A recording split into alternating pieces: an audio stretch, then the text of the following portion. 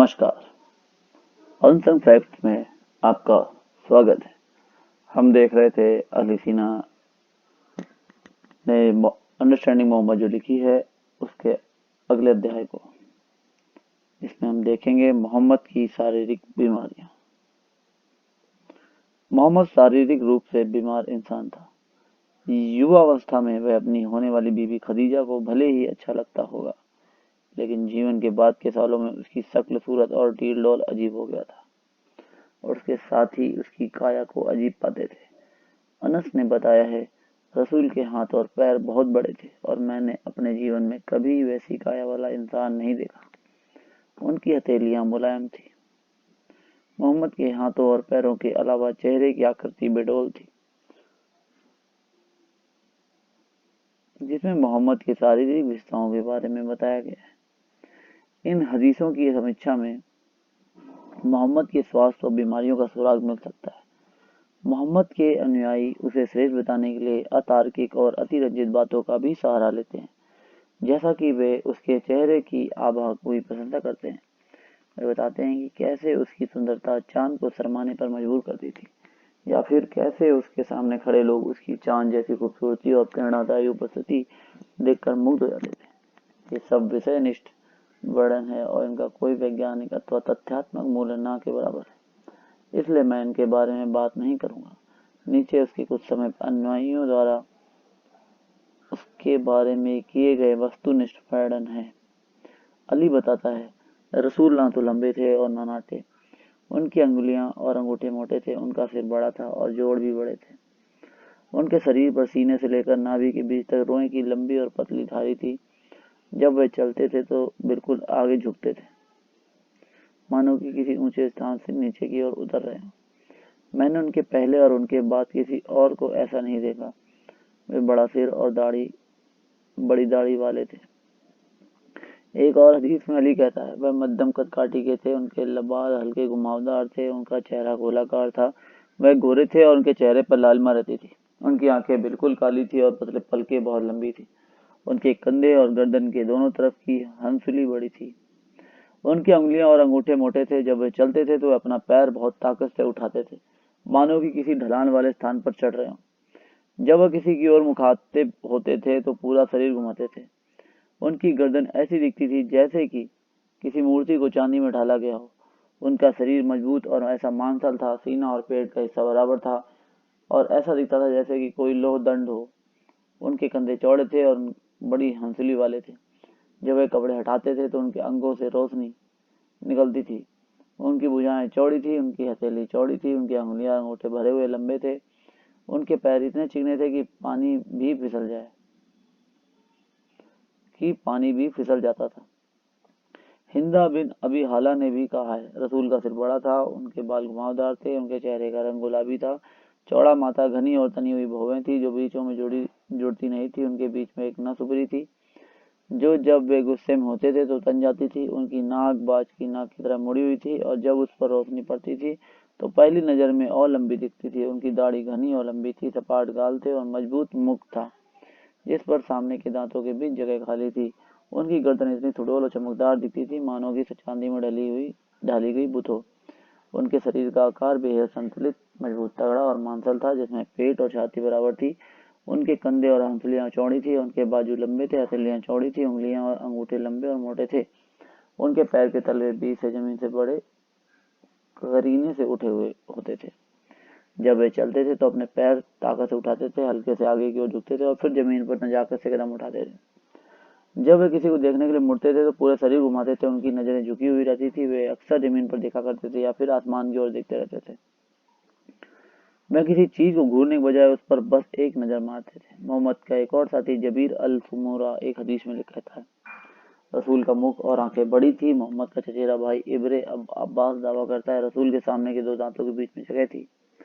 अली ने फिर कहा कि उनके हाथों और पांव भारी और मोटे थे, लेकिन सख्त नहीं। उनका सिर बड़ा था, हड्डियां चौड़ी थी। जब वे चलते थे तो आगे झुकते थे, मानो कि किसी ढलान पर ऊपर चढ़ रहे हों।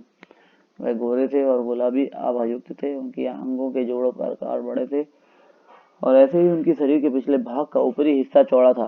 तबाकत से लिया गया livingislam.org में भी प्रकाशित है, गांठें बड़ी थी।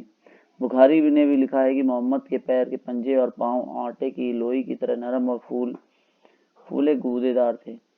हदीसों से मोहम्मद की शारीरिक निम्नलिखित विशेषताओं के बारे में जाना जा सकता है। भारी और मांसल हाथ और पैर, चौड़ी और गद्दीदार हथेलियां, बड़ा सिर, बड़ी हड्डियां और जोड़, चौड़ी छाती, बड़े कंधे और जोड़ और ऊपरी हिस्सा, लंबे बाजू, लंबी मोटी उंगलियां और अंगूठे, लंबी मुड़ी हुई और ऊपर की ओर उठी गुदगुदी नाक, चौड़ा मुख और मोटे ओंठ, बड़ी आंखें, बीच में खाली स्थान, दांत, लंबी सफेद गर्दन, चमकदार त्वचा, तैली दिखने वाली, घने बाल व दाढ़ी, घनी व बड़ी भौहें, चलते समय आगे झुकना मानो किसी ढलान पर उल्टे चढ़ना हो, अंगों का कड़ा होना, तेज कदमों से चलना, बेचैनी, गर्दन हिलाने में दिक्कत और पूरे शरीर को मोड़ना, केटाटोनिक व्यवहार, हल्की लाल रंगत वाली सफेद त्वचा, पसीना आना, शरीर से अजीब तरह की दुर्गंध आना जिससे अधिक मात्रा में इत्र डालकर छिपाने का प्रयास करना, ऊंट की तरह खर्राटे भरना, बात के सालों में नपुंसक हो जाना, अपने आप होठों में हरकत होना, शर्मीला और नखरेबाज होना, ये सब अतिकायता नामक शारीरिक विकृति के लक्षण है। ये विकृति एक दुर्लभ अतिस्रावी सिंड्रोम है। ये समस्या पीयूषिका ग्रंथि से अधिक स्राव के कारण संयोजी ऊतकों के विकास के कारण कोशिकाओं के असामान्य गुणांक में बढ़ने से पैदा होती है। लक्षण प्रकट होना सामान्यतः घातक होता है क्योंकि ये विकृतियां समय से पूरी एक रूप परिवर्तन के साथ बढ़ते हुए त्वचा को चमकदार और ऐसा मुलायम बना देती हैं जैसे कि आटे की लोई। बच्चों में पीयूषक ग्रंथि का अति सक्रिय होना कभी कभी विशालकायता की समस्या का उत्पन्न कर देती है। सामान्यतः लोग 40-50 साल की उम्र में अतिकायता की विकृति को पहचान पाते हैं। यदि इस विकृति का इलाज न किया जाए तो कई गंभीर बीमारियां पैदा हो जाती हैं और ऐसे व्यक्ति की सामान्यतः 60 साल की उम्र आते आते मौत हो जाती है। इस समस्या का मुख्य चिकित्सीय पहलू यह है कि इसमें उपस्थित नाक, ऊतक और कान, नाक, उंगलियां आदि परिशरीर अंगों की हड्डियां समान रूप से बढ़ने और फूलने लगती हैं। मुलायम ऊतकों के फूलते जाने के कारण अंगुलियां, हाथ और पांव के आकार में असमान वृद्धि दिखती है। इस विकृति से पीड़ित मनुष्य में विशेष लक्षण उसके चेहरे का अतिकाय दिखना होता है, जैसे कि उसका माथा अति चौड़ा, चेहरे का भद्दे ढंग से फैला होना, बड़ी नाक, बड़े कान, लंबी जीभ और समान रूप से लटके बड़े होंठ। अस्थियों और उपस्थियों में असमान वृद्धि अक्सर गठिया रोग का कारण बनती है। जब ऊतक मोटे हो जाते हैं तो ये स्नायु पर लिपटने लगते हैं, इससे कलाइयों में स्थित नली में समस्या पैदा होने लगती है और हाथों में कमजोरी होना या हाथों के सुन्न होने जैसे समस्या उत्पन्न होती है। जबड़ों का असमान रूप से बढ़ना दांतों के बीच खाली स्थान बढ़ाता है। अन्य लक्षणों में स्वर रज्जु और नाड़ी के बढ़ने से आवाज में भारी बनाना, श्वास नालिका में ऊपर की ओर ऑक्सीजन प्रवाह में बाधा पैदा होने से खर्राटा बढ़ना, अधिक पसीना आना, शरीर से दुर्गंध आना, थकावट और कमजोरी महसूस करना, सिर में दर्द हो रहना, आंख कमजोर होना और नामर्दी आना आदि शामिल है। इस विकृति के कारण लीवर, स्प्लीन, गुर्दा या किडनी व हृदय सहित शरीर के अन्य अंगों में असमान वृद्धि होने की आशंका होती है। मोहम्मद के बारे में जो लिखा गया है इसमें लिखा जाता है कि उसका रंग गुलाबी आभा वाला था, लेकिन कई दूसरे हदीस बताते हैं कि जब अपनी आंख दिखाने के लिए बाजू उठाता था अथवा घोड़े पर चढ़ते समय उसकी जांघ दिखती थी तो उसके साथियों को उसकी चमड़ी में कुछ सफेद सफेद कुछ दिखता था। अतिकायता की विकृति से ग्रस्त करीब 40% मामलों में त्वचा में अतिरंजकता होती है और ये शरीर के लगभग उन स्थानों पर होती है जो प्रकाश के सीधे संपर्क में आते हैं। ऐसा संभवतः मेलानिन उत्पन्न करने वाले ग्रंथिरस की अधिकता से होता है, इसलिए उसका चेहरा लाल था, लेकिन शरीर के वे भाग जो प्रकाश के सीधे संपर्क में नहीं आते थे सफेद थे। इस विकृति का एक और लक्षण पांव के ऊपर के भाग और नीचे तालू के भाग का एक साथ उभरा होना होता है। यह भी एक हदीस में मौजूद है, जैसा कि ऊपर उदाहरण दिया गया है। यह हदीस कहती है कि मोहम्मद को पसीना अधिक आता था और शरीर से दुर्गंध आती थी, इससे वह ढेर सारा इत्र छिड़क कर छिपाने की कोशिश करता था। हैकल सही मुस्लिम से एक हदीस का हवाला देते हुए कहता है कि मोहम्मद जिस इत्र का इस्तेमाल करता था वह इतना तेज था कि उसकी खुशबू से गलियों में लोग जान जाते थे कि वह कहीं आसपास है। जबीर ने कहा, जिस रास्ते से रसूल गुजरते थे वहां से गुजरने वाले लोग खुशबू को महसूस करते थे और समझ जाते थे कि अल्लाह के रसूल इधर से होकर हैं। मोहम्मद अपनी बीवियों के पास जाने से पहले सतर्क रहता था। आयशा कई हदीसों में कहती है, मैंने अल्लाह के रसूल पर इत्र छिड़का और फिर वे अपनी बीवियों के पास गए। वह इत्र के इस्तेमाल को लेकर इतना ललायत रहता था कि आयशा ने टिप्पणी की, मैं सबसे बेहतरीन इत्र से अल्लाह के रसूल पर तब तक खुशबू बिखेरती थी जब तक कि उनके माथे और दाढ़ी में से उसकी खुशबू नहीं आने लगती थी। 283 ये लिखित है कि मोहम्मद ने स्वीकार करते हुए कहा था ए अल्लाह, तुमने इस कायनात में मेरे लिए औरतों और इत्र को मासूक बनाया। मोहम्मद के एक साथी अल हसन अल बसरी ने लिखा है, अल्लाह के रसूल ने कहा, इस दुनिया की जिंदगी के बारे में मैं केवल दो चीजों और इत्र को संजोता हूँ। कितना भोला इंसान है। आयशा द्वारा इस रिवायत के एक और संस्करण में बताया गया, अल्लाह के रसूल को दुनिया में तीन चीजें पसंद थी। वे थी इत्र, औरतें और पकवान। उनके पास पहली दो चीज इत्र और औरतें थी, बस पकवान उनके नसीब में नहीं रहे। ऐसा नहीं है कि मोहम्मद की हैसियत पकवान बनवाने की नहीं थी, उनके पास उन हजारों लोगों का धंधा जिन्हें उसने खत्म कर दिया था। पर बात यह है कि असमान तरीके से अत्यधिक भूख लगना भी अतिकाया विकार का एक लक्षण है। आवश्यकता से अधिक इत्र का प्रयोग करना बताता है कि मोहम्मद अपने शरीर से आने वाली बदबू से हीन भावना महसूस करता था और बदबू को छिपाने की भरपूर कोशिश करता था। अतिकाया विकार का एक और लक्षण सिर में दर्द रहना, जिसे कम करने के लिए मोहम्मद सिर को दोनों हाथों से पकड़ कर रखता था। रसूल का सिर कसकर बंधा हुआ था, क्योंकि जब वह लहल जमाल नामक स्थान पर एहराम की अवस्था में था तो वह बीमारी से पीड़ित था। इब्न अब्बास आगे कहता है, अल्लाह के रसूल जब एहराम की अवस्था में थे तो उनके सिर के एक भाग में दर्द था, इसलिए उन्होंने सिर को कसकर पकड़ रखा था। अतिकाया विकार के कारण कभी उच्च रक्तचाप हो जाता है तो कभी रक्त प्रवाह बेहद धीमा हो जाता है। इससे हाथ और पैर ठंडे होने लगते हैं। अबू जुहैवा ने कहा, मैंने उनका हाथ अपने हाथों में लेकर अपने माथे से लगाया तो पता चला कि वे बर्फ से भी अधिक ठंडे थे और कस्तूरी की महक से भी अधिक खुशबू दे रहे थे। हैकल ने एक हदीस को हवाला देते हुए लिखा है, जाबिर बिन सामुरा, जो कि तब बच्चा था, ने कहा, जब उन्होंने मेरे गाल पूछे तो मुझे महसूस हुआ कि उनके हाथ ठंडे थे और ऐसे महक रहे थे मानो किसी इत्र बनाने के कारखाने की दुकान से बाहर निकाले गए हों। अतिकाया विकार से पीड़ित कुछ लोगों की रीढ़ की हड्डी अगल बगल और सामने से पीछे की ओर असमान वक्रता हो जाती है। यही वह वजह हो सकती है कि मोहम्मद चलते समय आगे की ओर झुक जाता था। इसके अलावा दिमाग में स्थित पीयूषिका ग्रंथि के असमान रूप से बढ़ने के कारण सिर दर्द, थकावट, आंखों की रोशनी में खराबी और ग्रंथि रन संबंधी असंतुलन पैदा हो जाता था। मोहम्मद के बच्च और पेट बराबर थे और शरीर तगड़ा और मजबूत था। अतिकाय विकार के मरीजों में पसलियों और कशेरुकी में बदलाव के कारण बच्च असामान्य रूप से बड़ा हो जाता है।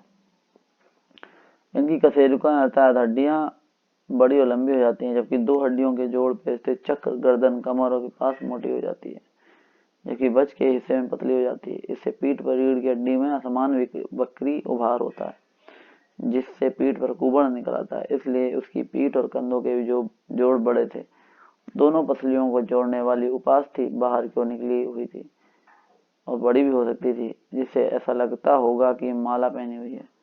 शरीर में होने वाले इस बदलाव से छाती की लचीली क्रिया विधि परिवर्तन हो जाती है और श्वसन मांसपेशियों की सक्रियता का बड़ा नुकसान पहुंचाती है। इब्न साद अनस के एक हदीस का हवाला देते हुए कहते हैं, अल्लाह के रसूल को जब कुछ पीना होता था तो वे 3 बार सांस खींचते थे और कहते थे कि वे बहुत अच्छा, आरामदेह और स्वादिष्ट है। अनस ने तब कहा कि जब से मुझे पता चला, मैं भी पीने से पहले 3 बार सांस खींचता था। अनस ने सोचा कि पीने से पहले गहरी सांस लेना सुन्नत है और इससे भी रसूल का अनुकरण करने की कोशिश की, जबकि वास्तविकता यह थी कि इससे मोहम्मद को सांस लेने में दिक्कत होने और उसकी बीमारी के लक्षण को संकेत मिलता है।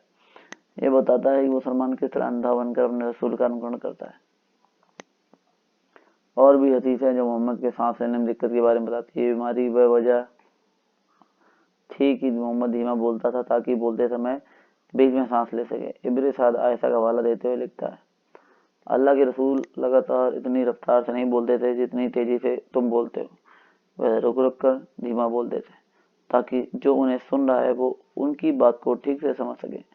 रसूल की बोली गाने की तरह नहीं होती थी, बल्कि वे बोलते समय शब्दों को लंबा खींचते थे और जोर लगाकर उच्चारण करते थे। अतिकाया विकार उपापचय दर बढ़ा देता है, जिससे बहुत पसीना आता है और गर्मी के प्रति असामान्य असहनशीलता अथवा त्वचा की वसामय ग्रंथियों में से तेल बनने में वृद्धि से त्वचा का समान रूप से तैलीय होना आदि समस्याएं आती हैं। हदीस के मुताबिक मोहम्मद तैलीय, चिपचिपापन और उसकी बदबू से बचने के लिए बार बार हाथ पांव धोता था और वह अपनी बीमारी के कारण भी ऐसा करता था। अपनी मौत से 5 दिन पहले उसके शरीर का तापमान इतना बढ़ गया कि वह बेहोश हो गया और दर्द से तड़पने लगा था। उसने अपनी एक बीवी को हुक्म दिया, मेरे ऊपर अलग अलग कुओं के साथ खिराब चमड़े का बना हुआ जलपात्र पानी डालो, ताकि मैं बाहर जा सकूं और लोगों से मिल सकूं, ये बात कर सकूं। यह यूं ही नहीं था कि मोहम्मद अपना चित्र बनाने को निषेध किया, बल्कि उसने ऐसा इसलिए किया क्योंकि वह अपनी बदसूरत शक्ल और विकृत शरीर को लेकर बहुत सचेत था। इसलिए उसने इस बात का प्राथमिकता दी कि लोग उसके रूप के बजाय उसके पैगामों पर अधिक तवज्जो दें। हालांकि जब परखा जाता है तो उसके पैगाम उसके रूप से भी अधिक बदसूरत प्रतीत होते हैं। एक चित्र हजार शब्दों से अधिक प्रभावशाली होता है। बाईं तरफ एक सामान्य पैर की छाप है, दाहिनी ओर मोहम्मद के भारी और मोटे पैरों की छाप है। केवल हदीस ही नहीं दर्शाते कि वे अतिकाया विकार के पीड़ित है, बल्कि हमारे पास इसके ठोस सबूत हैं। पेशेवर पहलवान माउरिस टिलेट 1903 से 1955 अतिकाया विकार से पीड़ित था। उसका जन्म फ्रांस में हुआ था और वह बहुत प्रतिभाशाली था।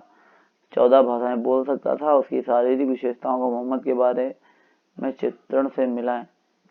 एक्रोमेगेली से पीड़ित इंसान जिसमें जबड़े, नाक और माथे की हड्डी बड़ी और चेहरा भद्दा दिख रहा है।